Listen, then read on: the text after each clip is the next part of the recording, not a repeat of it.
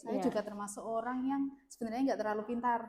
Walaupun IPK-nya itu tuh sebenarnya karena rajin, bukan karena pintar. Saya kan awal-awal mungkin disebeli teman-teman ya, karena sering tanya terus. Terus jadinya saya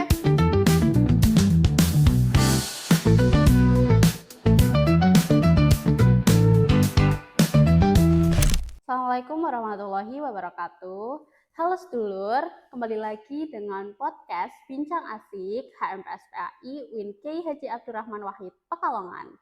Pada episode kali ini kita akan kedatangan tamu yang sangat spesial karena beliau adalah alumni mahasiswa berprestasi di bidang akademik maupun non-akademik. Tanpa berlama-lama kita langsung panggil saja ya tamu pada episode podcast kali ini. Oke, tamunya adalah Mbak Durotul Hikmah Hiliangsi. Oke, halo Mbak. Halo Mbak. Bentar. Bagaimana Mbak Dur kabarnya? Alhamdulillah sangat baik. Alhamdulillah sangat baik. Oke. Kita hari ini akan berbincang-bincang dengan Mbak Durotul Hikmah Hiliangsi. Beliau adalah wisudawan terbaik yang kemarin saja baru diwisuda dengan IPK 1,1. Aduh. Nggak apa-apa. Lanjut. Beliau adalah wisudawan terbaik yang baru kemarin saja diwisuda dengan IPK 3,98. Wow. Tinggi sekali ya teman-teman ya. Jadi Mbak Durotul itu juga punya prestasi akademik dan non-akademik teman-teman. Yang pertama prestasi akademiknya itu Mbak Dur selalu mengikuti lomba-lomba, entah itu lomba-lomba di dalam kampus ataupun di luar kampus.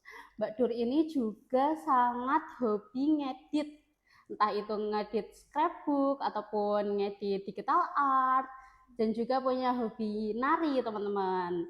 Terus juga Mbak Dur itu adalah duta genre dan juga duta perpustakaan.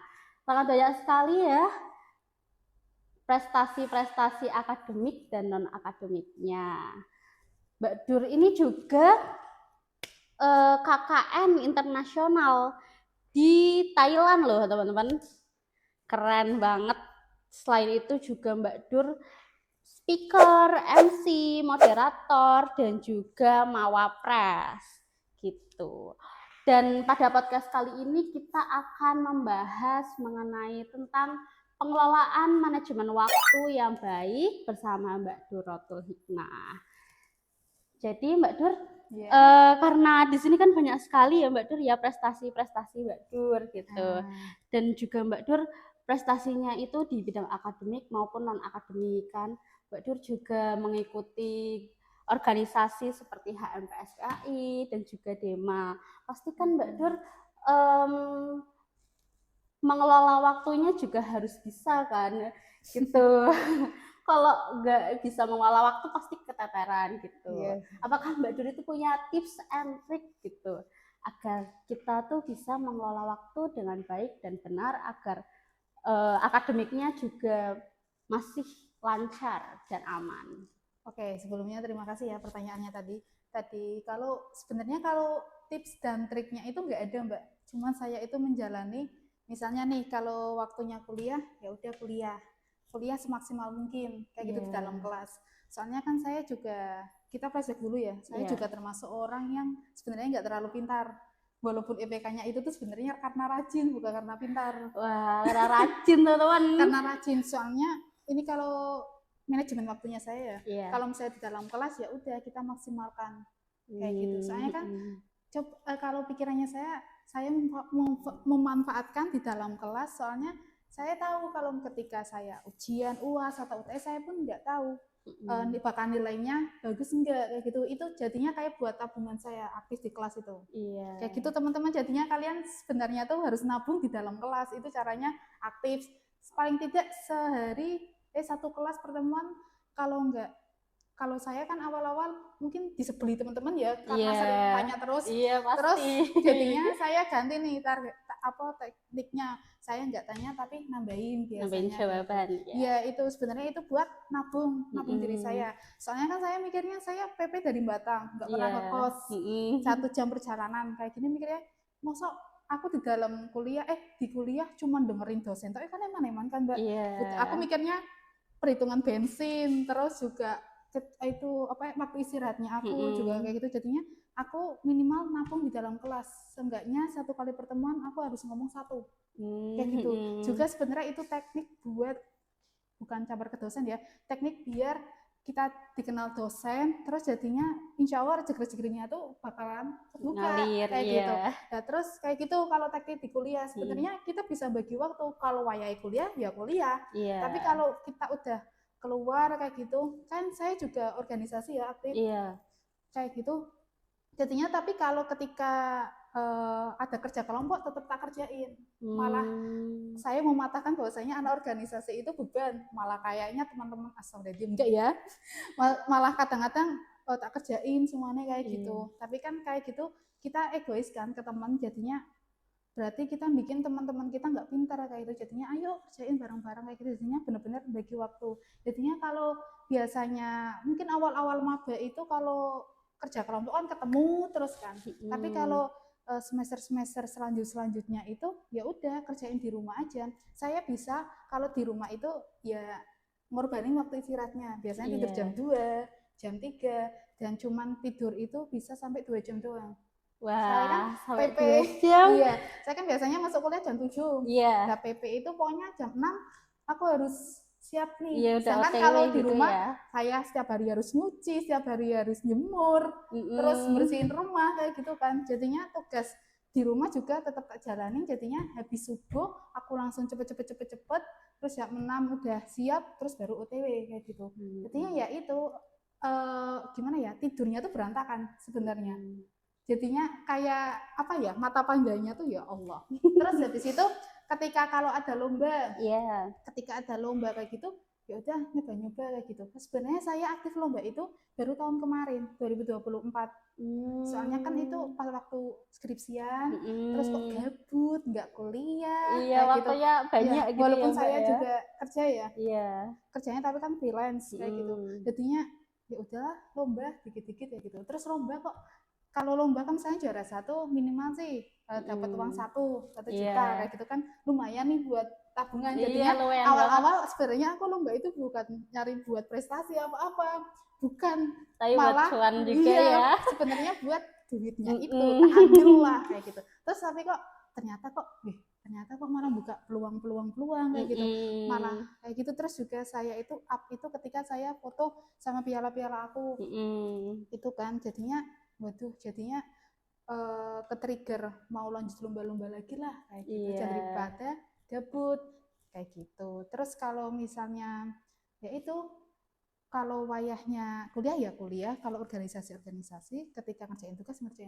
Sebenarnya bagi waktunya tuh kayak gitu. Sebenarnya saya nggak punya trik dan tip ya, tapi ya jalani aja. Ketika kita wayahnya kuliah ya optimalkan, ketika wayahnya kita kerja ya optimalkan, ketika wayahnya kita lomba ya optimalkan. Kayak gitu sebenarnya Mbak. Oke, berarti intinya itu kalau kita lagi di dalam kelas itu kita harus maksimalin ya teman-teman ya. Kita harus belajar, kita harus nabung, tanya, menambahin, walaupun ya emang pasti banyak teman yang nggak suka ya, tapi kayak gitu tuh kan buat kita bisa nilainya A gitu. Kalau misal di kelas fokus di kelas, organisasi fokus organisasi gitu. Jangan kalau misal di kelas kita masih mikirin buat organisasi gitu. Itu tips and triknya dari Mbak Dur. Pokoknya kita harus fokus di dalam kelas gitu. Mau tak tambahin boleh Mbak? Boleh Mbak. Kalau yang penting jangan dengerin omongannya temen sih. Soalnya kadang-kadang walaupun kita di luar hihihi kayak gitu, terus kadang-kadang temen kayak minta bantuan ke kita, tapi kadang-kadang di belakang tuh ngomongin yang jelek kayak gitu. Dan aku orangnya itu tipe orang yang gampang cut off. Kalau misalnya itu buat aku negatif dan enggak, itu daripada aku kan orangnya sebenarnya kepikiran ya. Orangnya sebenarnya kayak gitu ya, di kampus sebenarnya saya sering sedih, sering terpukul juga ketika kok ya Allah kok kayak gini banget kayak gitu. Jadinya saya berusaha cut off orang seperti itu. Iya. Tetap temenan tapi sekedar say hi kayak gitu ya. Tetap Itu sih. ada pendirian sendiri ya Mbak ya, Iya. nggak mendengarin teman-teman. Ya itu juga penting teman-teman ya, karena di perkuliahan tuh sebenarnya kita tuh mementingkan diri sendiri. Walaupun ya kita berteman tuh pasti kita mementingkan diri sendiri, nggak mungkin enggak gitu. Jadi teman-teman yang pengen juga wisudanya nanti bisa cum laude dengan IPK tinggi itu harus fokus ya kalau di kelas itu memberikan jawaban ataupun menanyakan pertanyaan gitu, ataupun bisa mungkin menyanggah juga bisa. Ya, yang penting ya ketika awal-awal kan aku awal-awal maba mungkin kelihatannya masih egois ya, kayak pengen menang sendiri mungkin kalau di mata teman-teman. Tapi akhir-akhir terakhir-terakhiran saya belajar bahwasanya ketika saya nambahi saya ajak bercanda nih temennya kayak gitu. Jadinya tuh di kelas itu hidup kelasnya. Iya. Kayak gitu Mbak. Soalnya emang awal-awal tuh gitu ya Mbak ya, maba itu kita tuh pengennya itu kayak tanya terus gitu. Ya itu tips and triknya ya teman-teman ya. Terus Mbak Dur ini juga mengikuti organisasi HMPS juga Dema teman-teman. Jadi sangat aktif di organisasi juga. Terus juga Mbak Dur ini konten kreator. Gimana Mbak asal mula kok bisa mengedit gitu? Digital scrapbook gitu. Oh iya, kalau itu sebenarnya kan saya ini sebenarnya kalau dijawab langsung kan simpel loh. Saya flashback dulu ya. Iya. Ini sebenarnya itu ya awal mula saya itu nggak mau ke UIN. Nggak mau ke UIN. Nggak mau ke UIN, apalagi jurusan TA itu nggak ada lintasan di otak. Ya ampun. Kayak sebenarnya saya tuh pengennya di bagian seni yang kayak arsitek, terus nari kayak gitu kan juga awal-awal maba itu saya itu kan masuk ke teater Zenit. Aktif itu 3 semesteran. Aktif nari kayak gitu. Tapi kan hidupnya aku jadinya di kampus Panjang Mbak, bukan di kampus Kajen. Iya. Kan kalau awal-awal Zenit itu di kampus Panjang. Iya. Kalau latihan kalau ada pementasan seperti itu. Nah, lanjut itu aku semester 3 itu sebenarnya life after break up-nya aku. Ya itulah. Terus habis itu ada pembukaan duta gender. Duta gender terus aku nyobalah. Terus kok mak benunduk. Alhamdulillah ya. Kok tiba-tiba kok juara 1 kayak gitu. Terus itu sebenarnya awal mula buat buka semuanya. Sampai kok aku bisa ngedit video. Videonya itu kalau duta gender kan karena saya awal periode jadinya kayak kurang. Saya jujur aja kurang. Terus habis itu setelah itu aku daftar HMPS PAI. Itu yang periode kedua, bukan dari awal aku tuh sebenarnya. Bukan dari awal. 1 tahun doang. Itu hotep pas itu yang screening, terus ini akhirnya alhamdulillah aku masuk di bagian internal. Terus habis itu awal mula. Ayo buat video salah satu acara ya GLT. Terus terus akhirnya kok banyak yang suka, terus kayak yang senior sebelumnya kayak Dur kayak gini kok ternyata kayak gini ya. Tapi sebelumnya awal mulanya tuh saya itu cuman upload doang di IG, cuman ya buat arsipan doang kayak gitu loh. Tapi kan emang awal-awal aku masih mikirin ini kalau dibilang alay gimana ya, kayak gitu kan. Terus awal-awal habis itu terus tak upload kegiatannya aku, walaupun kegiatan sekecil apapun jadinya kayak setidaknya aku tuh nggak nganggur ya gitu. Dan saya juga pas awal-awal kegiatannya banyak tuh ada jadwal yang kayak 3 hari sekali ngupload apa pokoknya, jadinya saya itu termotivasi, ini aku belum upload, ini aku harusnya kegiatan. Dari awalnya tuh kayak gitu Mbak, sebenarnya tak paksa kayak gitu. Terus aktif itu di Dema, terus Dema itu habis itu kan aku nyambi di Duta Perpustakaan. Nah itu awal mula aku bener-bener bisa ngedit itu dari Duta Perpustakaan. Iya kan awal-awal emang udah punya basic dikit-dikit lah kayak gitu. Tapi ketika jadi Duta Perpustakaan itu kayak otaknya tuh alhamdulillah tambah lancar. Kalau bikin skenario aku bisa aja, kalau misalnya nih saya ngomong sama teman-teman partner dutannya aku, ayo hari ini tag video kayak gitu. Hari ini tag video. Terus ayo Mbak kayak gitu. Terus sebenarnya saya belum punya konsep. Ini mau bahas apa ya? Terus aku udah ke perpus, ngambil HP, terus ditanyain, ini mau ngedit mau ngambil apa dulu kayak gitu, enakan apa mbak, oh kayak gitu, terus oh ini aja kayak gitu. Sebenarnya saya itu mikirin konsep itu dari tanggal lantai 1 sampai tanggal lantai 2, terus baru jeglek oke ini aja tek tek tek tek kayak gitu, jadinya tuh kayak dapat mendadak gitu ya. jadinya dapat pencerahan. Malah yang dada-dada itu biasanya yang cukup Iya, kalau aku yang bagus. iya kayak gitu. Terus jadinya saya sering belajar kayak efek kayak gitu, belajarnya dari online, dari TikTok, dari YouTube. Dari YouTube, kayak iya, gitu. dari tutorial gitu ya mbak ya. Mbak Dulu tuh keren loh teman-teman, bisa aktif di HMPS, di Tema, di dulu juga Teater Zenit, terus juga jadi konten kreator, prestasinya juga sangat bagus di akademik. Wow, kalian harus tiru kayak gitu juga ya. Intinya itu ya kalian tuh harus mau gitu, kalian harus keluar, memaksakan diri keluar dari kamar kalian gitu. Nggak boleh di dalam kasur terus, di dalam kasur, nggak boleh di kasur terus, nggak boleh di dalam kos terus. Ayo keluar ke kampus, ngapain kayak gitu. Iya, soalnya saya juga kalau dulu kan temen partner yang biasa pulang malam itu ada Hotep. Terus sama Mas Rizal kalau tahu. Iya, Mas Rizal tahu. Itu. Biasanya sampai jam 11 malam, jam 12. Ya Allah, Mbak, di kampus. Iya. Ngapain? Ya, soalnya tuh betah aja. Iya. Aku tuh sebenarnya tuh kurang hobi belajarnya, tapi hobi ketemu sama teman-temannya. Soalnya juga ketika jadinya saya harus gerak kayak gitu loh mbak, tapi kalau nggak gerak itu saya sakit biasanya, dan biasanya jatah sakit aku tuh malah di liburan. Kalau hari-hari aktif alhamdulillah nggak sakit ya mbak ya, malah harus gerak. Iya, emang kita harus memaksakan diri kita teman-teman. Kalau misal emang kita pengen sesuatu, kita pengen terkenal nih gitu, kita pengen jadi konten kreator tapi kok malu gitu, kamu nggak usah malu, coba aja dulu gitu, nanti lama-lama bakal ya udah. Dan jangan pernah dengerin orang lain ataupun mulut-mulut netizen gitu, nggak usah, dibiarin aja gitu. Kita pokoknya harus percaya diri. Tuh, terus juga Mbak Dur ini juga pinter di bagian speaker ataupun MC ataupun moderator. Itu kan pasti Mbak Dur punya pelatihan untuk public speaking sendiri ya Mbak ya? Sebenarnya sih kalau di public speaking, MC, moderator itu saya juga masih belajar Mbak. Masih belajar, makanya saya nyari-nyari teman orang yang sering public speaking kayak Mbak Linda Rahma. Mbak Linda Rahma, terus dia Kusuma itu saya masih belajar sama mereka kayak gitu. Ya ampun. Sebenarnya kayak gitu. Jadi ya mungkin kalau di luaran ini udah jago kayak gitu, sebenarnya enggak. Saya juga masih punya demam panggung.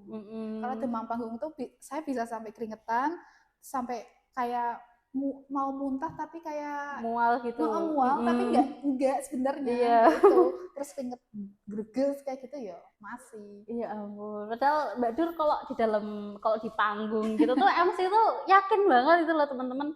Tapi ternyata masih grogi gitu masih ya. Sampai sekarang, makanya sampai sekarang pun saya juga harus masih belajar. Enggak kelihatannya ini wah kayak gitu. Enggak, sebenarnya saya juga masih belajar.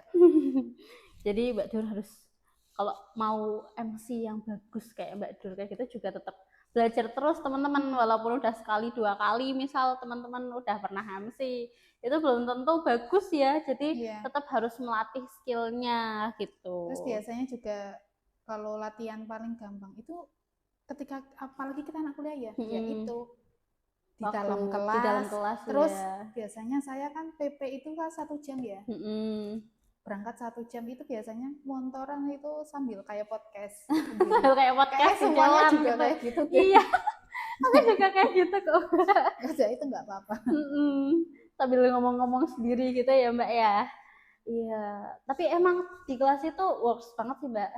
Kayak misal tanya-tanya gitu atau enggak waktu presentasi itu kan juga bisa melatih kita ya Mbak ya, public speakingnya. Keren loh teman-teman Mbak Dur tuh. Bener-bener semuanya gitu loh. Tapi sebenarnya saya juga masih bingung sama diri aku, kayak belum bisa fokus sama satu hal. Itu saya juga masih belajarnya itu. Saya kan kalau di luar kelihatannya bisa ini, tapi saya belum bisa bisa menguasai satu hal. menguasai itu. Kayak ya udah ini bisa tapi nggak bisa menguasai semuanya. Ya gitu, jadinya aku benar-benar harus belajar bisa fokus lagi. Terus juga mungkin yang saya sesali juga kayak di kuliah, benar-benar kuliah itu tempat benar-benar belajar Mbak. Bukan cuma kita belajar tentang ilmunya, tapi benar-benar kita ngelatih mentalnya kayak gitu. Apalagi kan kita presentasi itu banyak banget ya. Iya. Tapi sayangnya sekarang mahasiswa tuh kalau lihat PPT ya udah lihat terus PPT-nya nggak dipelajari ya iya, Mbak ya. kayak gitu. Harusnya mungkin kita belajar ya walaupun salah, walaupun nyampe ini salah kayak gitu. Kan ada dosen Pak nanti bakal yang ngarahin. Misalnya nih PPT apa kayak gitu. Kita coba bikin sesimpel mungkin aja lah sepahamnya kita, nanti kita jelaskan teman. Itu kan juga buat ngelatih kita public speaking, apalagi kan kita nanti PAI kan ya. Iya, pasti jadi guru ya teman-teman ya. Nggak Masa harus jadi sih sebenarnya. iya. Tapi kan biasanya gitu. Iya. Biasanya kan kalau jurusan PAI jadi guru. Jadi teman-teman tuh harus bisa public speaking. Kan nggak mungkin nanti teman-teman ngajar masih lihat PPT gitu. Akura. Apalagi kan sekarang lulusan PAI kan juga banyak banget kan. Kita harus bangun apa sih yang cocok di kita tuh kayak gitu. Sebenarnya tuh manusia tuh bisa semua, cuman kadang-kadang ya emang males. Iya, mager ya itu ya Mbak ya. Harus dilawan. Tuh, teman-teman yang masih mager ya. Ayo bangun. Bangun. Ini juga hari Minggu ini. Iya, ini masih hari Minggu ini gitu.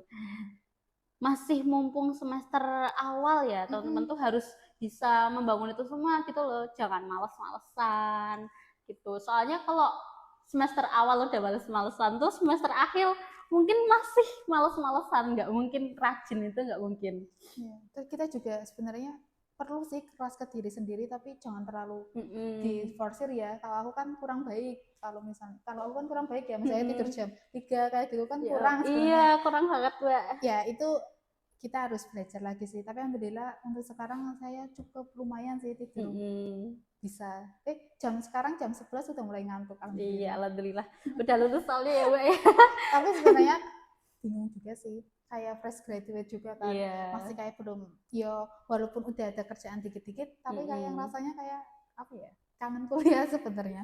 Oh, kangen kuliah Mbak Dur aja kangen kuliah loh, teman-teman udah lulus. Masa kalian yang masih mahasiswa nggak kangen sama kampus? Aduh. Mbak Dur, jadi Mbak Dur ini sangat-sangat wah banget ya teman-teman ya. Karena ya Masya Allah tabarakallah, karena prestasinya banyak banget, pinter public speaking, pinter jadi content creator gitu. Kita juga kalau misal punya hobi apapun itu ditekuni gitu. Kalau bisa malah hobi itu tuh bisa menghasilkan duit gitu loh. Nggak cuma hobi doang gitu. Kalau mungkin orang-orang bilangnya kok diupload sih pamer gitu kan, sebenarnya kita personal branding ya, karena iya betul, karena saya sadar saya belum punya branding yang besar. Mungkin kalau misalnya saya kayak HP iPhone kayak gitu, HP iPhone kan nggak ada di iklan kan, mungkin udah terkenal aja, mungkin aku nggak bakal tuh IG-nya mungkin kosong karena saya belum punya merek nih. Saya bangun dari awal sebenarnya kayak gitu sepikirannya. Iya betul, kita harus bangun personal branding sih, soalnya untuk zaman sekarang itu perlu banget ya Mbak Dur ya, personal branding. Karena kalau misal kita kerja itu biasanya apa namanya, dari perusahaan itu juga ngelirik akun-akun medsos kita, jadi gitu. Kita di Instagram gimana sih personal brandingnya, di TikTok gimana sih gitu. Makanya mumpung kita masih mahasiswa, kegiatannya pasti banyak banget yang bermanfaat. Itu harus diupload aja teman-teman, apapun itu. Misal kegiatan organisasi, kalian lagi podcast misal nih kayak gini diupload, atau nanti misal ini juga diupload ya. Atau misal kalian lagi berikan sumbangan dana gitu juga bisa diupload gitu, karena itu kan juga kegiatan bakti sosial ya. Nanti gitu. Mungkin aja kalau dari hal itu bisa ngundang nih, buka rezeki. Saya rezeki itu emang datang, tapi kan nggak datang sendiri, kita harus jemput. Kita harus jemputnya, betul. Kita harus mancing rezeki itu dengan ya kita berusaha sekarang gitu, karena nanti kita nggak tahu ya tahun depan barangkali rezekinya yang kita tanam pada sekarang itu kebuka semua gitu. Insya Allah Mbak Dur ini juga teman-teman KKN internasional di Thailand. Wow, internasional di Thailand loh. Gimana Mbak Dur kok waktu itu bisa KKN internasional di Thailand tuh daftarnya bagaimana sih Kak? Sebenarnya kalau kemarin seleksi itu cuma wawancara. Wawancara. Tahu wawancaranya pakai bahasa Inggris. Oh, Terus ditanya-tanyain kita pernah ngajar di mana kayak gitu. Walaupun karena saya belum pernah ngajar di instansi, mungkin cuma TPQ kayak gitu loh. Tapi misalnya kita HMPS apa-apa kan kadang-kadang buka rekrutmen yang sekolah Ramadan kayak gitu. Coba diceritain lah. Pokoknya karena wawancara itu kita kayak branding dirinya kita apa, harus nyebutin oh saya pernah jadi duta ini kayak gitu. Jadinya itu mungkin bisa jadi nilai lebihnya. Tapi kalau misalnya belum punya kayak gitu, coba cari di diri kita terus kayak dibanggakan dikit lah kalau diwawancara. Iya betul, keren loh KKN internasional itu Mbak. Itu yang waktu KKN internasional itu dari UIN ada berapa orang ya Mbak? Ada 12. Ada 12. Iya. Itu satu kelompok gitu ya Mbak satu ya? jurusan 2 orang. Sama aja waktunya gitu kayak KKN yang biasa gitu Mbak? Apa beda? Enggak sih, waktu itu yang KKN biasa itu Juni-Juli 40 hari. Kalau aku di bulan Oktober 1 bulan. 1 bulan. Terus sebenarnya mundur. Sebenarnya awalnya di Malaysia. Awalnya di Malaysia. Tapi tiba-tiba Hamin berapa ya? Kayak 2 mingguan tiba-tiba diganti Thailand. Sebenarnya kita shock. Iya. Shock. Waduh, belum tahu bahasanya Thailand. Dan di sana kan Thailandnya bukan Thailand yang pakai bahasa Melayu, kan ada kan yang di dekat Malaysia. Nah itu Malaysia yang Thailand yang benar-benar pakai bahasa Thailand. Iya, terus gimana itu Mbak? Ya kita belajar sih seminggu, benar-benar fast track. Terus habis itu ya kita ngajar, tapi alhamdulillah kita pakai bahasa isyarat, mereka paham. Terus kita juga belajar dikit-dikit bahasa Thailand, terus ya selebihnya pakai Google Translate. Kayak gitu. Tadi tetap ngandelin Google Translate juga ya. Dan alhamdulillahnya mereka masyarakatnya sana benar-benar terbuka, benar-benar kayak menurutnya aku kayak lebih baik orang-orang sana. Sana itu benar-benar kita tuh kayak disayang banget sama mereka. Ya ampun. Terus setiap hari hampir tiap hari itu kita dikasih makanan tiap hari itu malahan tiap hari itu dari sekolah, masyarakat sana ya Mbak ya. Iya, dan mereka tuh benar-benar welcome banget sih. Terus apalagi kan anak-anaknya kayak gitu, mungkin inilah Tuhan ya. Gusti Allah ngasih belum jadi ke Malaysia tiba-tiba ke Thailand yang alhamdulillahnya lebih alhamdulillah loh. Terus habis itu juga mereka kita bawa budaya kita ke sana, kayak diajari jeblak-jeblak suap, ya ampun, ler ini kayak gitu, bener-bener mereka tuh diajari lagu-lagu dolanan dan beberapa kali ada yang hafal. Terus selawatan di sini, selawatan di Indonesia dibawa ke sana. Jadinya mereka ketika kita ngasih lagu Indonesia ya, itu kita pakai minta tolong Google Translate, ChatGPT kayak gitu, tolong buatkan misalnya cublak-cublak suweng dalam tulisan Thailand. Jadinya kita tulis Thailand tapi bacanya cublak-cublak suweng. Saya pakai tulisan Thailand. Iya, tapi terus mereka juga hafal naik ke puncak gunung. Ya bagus banget teman-teman, bisa memperkenalkan budaya kita melalui KKN internasional. Nanti kalau ada buka lagi daftar. Iya, nanti kita infokan kalau ada buka lagi gitu. Itu program-programnya apa aja Mbak KKN-nya itu? Kalau di sana kan karena kita keterbatasan ya, ya kita paling ngenalin budayanya kita, terus kita juga bawa canting waktu itu, jadinya kita di sana belajar batik. Iya. Gitu. Terus kayak ya lagu-lagu Indonesia lah, terus dolanan tradisional Indo dibawa ke sana gitu. Terus mengenalin tari gitu. Berarti lebih ke kayak mengenalkan budaya ya Mbak ya. Transfer budaya. Transfer budaya. Itu jadi kita juga bisa memperkenalkan budayanya kita teman-teman melalui KKN internasional. Nggak sekedar KKN doang, tapi bisa memperkenalkan. Keren deh. Dan ketika perpisahanku benar-benar nangis kayak gitu loh. Kan waktu itu pas terakhir nanti kita itu diantar sama yang petugas yang kaprodi kayak gitulah, dekan kayak gitu.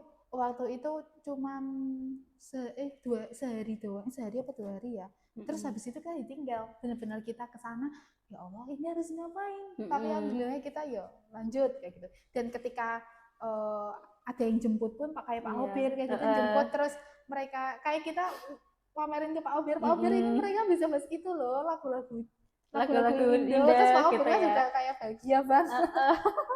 Jadinya kita udah gatuk sama sana. Terus juga yo kalau biaya sih per individu ya, setiap anak beda-beda. Iya. Kalau saya kan senangnya mumpung di sini lah, seminggu sekali kadang-kadang keluar ke Bangkok gitu. Jalan-jalan juga ya Mbak ya. Orang mumpung di luar gitu kan sayang banget, di luar nggak langsung jalan-jalan juga ya, gitu. Tapi kan itu pas free ya. Pas free, nggak waktu lagi ada kegiatan. Kita gitu. Free-nya hari Sabtu Minggu kita nggak ngajar. Berarti dari Senin sampai Jumat itu ngajar terus. Wow. Tapi dari pagi sampai jam berapa ya lupa, jam 11-an. Berarti nggak sampai setengah hari gitu. Iya. Setengah hari. Terus biasanya setengah harinya lagi, siang kita beristirahat, terus sore sampai malam kayak gitu biasanya kita punya kegiatan sendiri. Kegiatan kelompok lah. Kegiatan kelompok. Keren loh. Ya. Dan biasanya banyak kejadian lucu di sana tuh. Iya. Kan pertama-pertama juga kita belum tahu bahasa Thailand loh. Kita mau beli beras sama air tuh, banyak banget videonya aku kayak nunjuk gitu. Iya, benar-benar pakai bahasa isyarat gitu. Sebisanya ya. Ya ampun, iya pasti kayak gitu. Terus kalau misalnya kita sebelum apa-apa kita pakai bahasa Indonesia gitu, jadinya ya banyak yang lucu sih. Iya, soalnya mereka kan nggak tahu kalau kita lagi marah-marah gitu. Taunya kita lagi ngomong nggak jelas gitu, bahasa apa gitu. Tapi, ya ampun. Overall ke mereka ya baik semua. Iya, itu seru banget teman-teman. Banget pasti. KKN di luar, KKN biasanya KKN di Jawa aja, misal kayak di daerah yang terpencil atau jauh dari rumah aja kan udah seru ya. Apalagi itu di luar Indonesia, internasional. Dan di apartemennya kita kan di bawahnya ada sungai ya, banyak ikannya. Di sana tuh kayak ikan tuh banyak banget ya. Jadinya kita kalau nggak punya lauk ya kita mancing. Mancing di belakang apartemennya kita. Nah, di atas gitu. Bisa dapat makan juga ya gratis dari ikan. Mancing. Iya, di dekat apartemen. Jadi kita bisa saving ya Mbak ya, buat uang-uangnya gitu. Terus juga ini kan Mbak Dur ini bisa dapat IPK 3,98. Itu Mbak Dur nilai untuk keseluruhannya itu apakah ada nilai B-nya gitu kok? Sebenarnya nilai B itu ada sih, aku ada 3 kayaknya, statistik, terus apa lagi ya? Lupa, pokoknya iya. Pak Imron, terus juga Pak Imron kan rada susah. Iya, rada susah ya Mbak ya. Terus statistik juga aku B dapatnya. Pendidikan juga aku dapat B+. Pokoknya yang B itu bukan B kurang ya, tapi B+. Itu tuh kenapa kok dapat B+ itu, apa Mbak Durnya kurang mempelajarinya apa gimana Mbak Dur? Saya kalau statistik kan sebenarnya saya matematika kurang Mbak. Kurang saya itu matematika tuh, saya otaknya lebih ke seni ya, bukan ke perhitungan kayak gitu. Iya. Yo, ada 1-2 hal yang nggak bisa saya ceritakan. Tuh teman-teman kalau pengen dapat IPK yang bagus, biar lulusnya cum laude harus A semua. Ya kalau misal ada B+ nggak apa gitu, tapi B plusnya jangan banyak-banyak ya, minimal 3 ataupun 4 aja gitu. Dan ketika saya dapat B+ pun saya merjuangin dulu, nggak asal pasrah kayak gitu. Saya ngecat dosennya apakah yang salah gitu. Tapi kalau mungkin ada boleh ditambah ya tapi ya setidaknya saya mintanya baik-baik lah Mbak, kayak gitu. Assalamualaikum warahmatullahi wabarakatuh, sebelumnya mohon maaf Bu, Pak, apakah dalam ini saya atas nama ini nilainya saya ini, alhamdulillah, apakah ada sesuatu hal yang saya kurang kayak gitu. Mm-mm. Kan tapi saya ngomong kayak gitu itu ketika saya ngerasa saya udah maksimal. Iya. Tapi kalau ketika saya nggak maksimal apa-apa ya nggak bakal aku ngomong kayak gitu. Mm-mm. Mungkin saya ngerasanya saya udah maksimal. Terus kata kalau Pak Imran alhamdulillah waktu itu jawabannya, oh iya Mbak, kamu Mm-mm. kurang di ini kayak gitu. Terus aku Mm-mm. ngomong, iya baik Pak, terima kasih sebelumnya. Iya. Nanti saya bisa belajar bareng lagi enggak kayak gitu. Mm-mm. Jadinya saya tahu kesalahannya saya, terus buat di semester depannya kayak gitu. Mm-mm. Gitu. Jadi nggak langsung terima aja kamu dapat nilai B, teman-teman. Tapi juga harus sadar diri juga. Mm-mm. Kita udah ngusahain apa di matkul itu. Betul. Kalau di matkul itu nggak pernah tanya, nggak pernah apa-apa, cuma diem doang, dateng yo dapat nilai B plus wajar, nggak pernah kelihatan soalnya, gitu. Dan mungkin ketika orang, kalau pikirannya kita juga harus, mungkin ketika orang lain usahanya 5, kita harus 10. Kayak Harus gitu. melebihi ya. Iya, soalnya kan saya juga tadi yang bilang bahwasanya saya sebenarnya bukan tipe orang yang pintar. Kalau paham pun sebenarnya saya harus pakai bahasanya aku sendiri, harus benar-benar memahami kayak gitu. Jadinya ya rajin, benar-benar harus rajin. Iya. Intinya tuh rajin, teman-teman. Pintar tuh kalah sama rajin. Kamu harus rajin biar bisa aktif di semuanya, aktif di perkuliahan, di akademiknya, di organisasinya, biar dapat prestasi. Itu dari rajin. Karena kalau misal kamu pintar aja itu bakal kalah, karena di perkuliahan itu orang-orang tuh berlomba-lomba. Iya, berlomba-lomba untuk menjadi rajin biar dapat nilai A gitu. Kalau kamu pintar doang tapi kamu di kelas nggak aktif, nggak rajin, ya nggak bakal kelihatan. Nggak bakal kelihatan, sia-sia kamu kepintarannya gitu.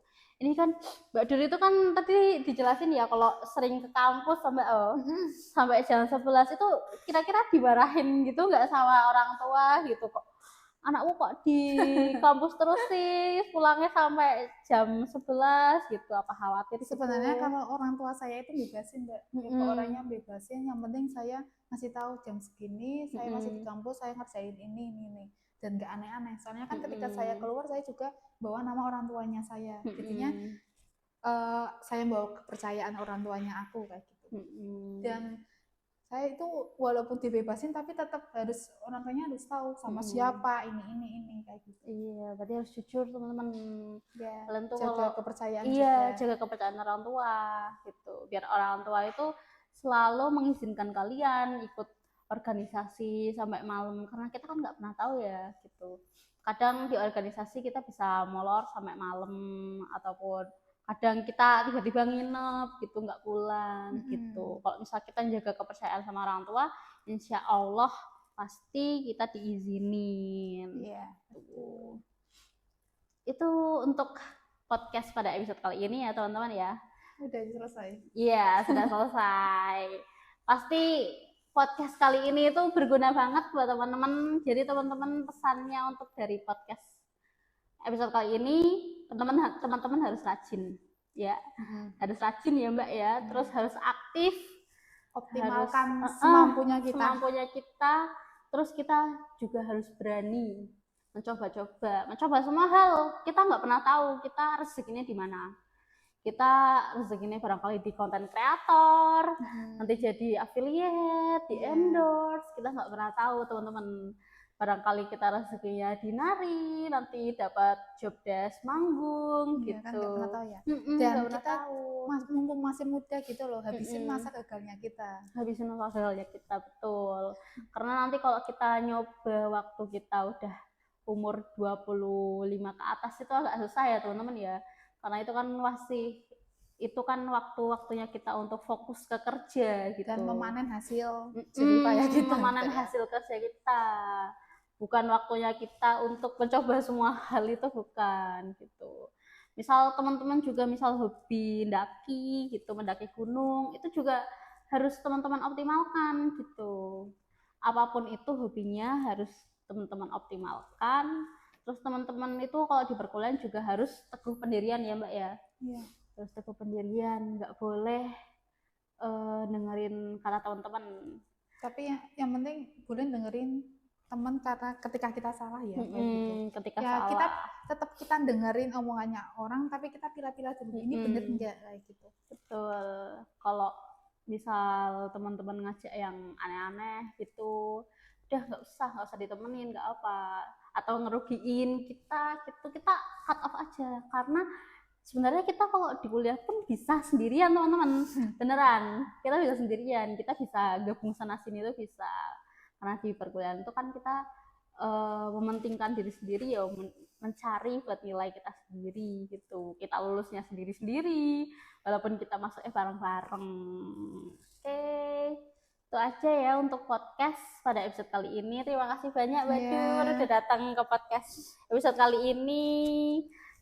Sampai jumpa pada episode selanjutnya teman-teman. Bye bye. Wassalamualaikum warahmatullahi wabarakatuh.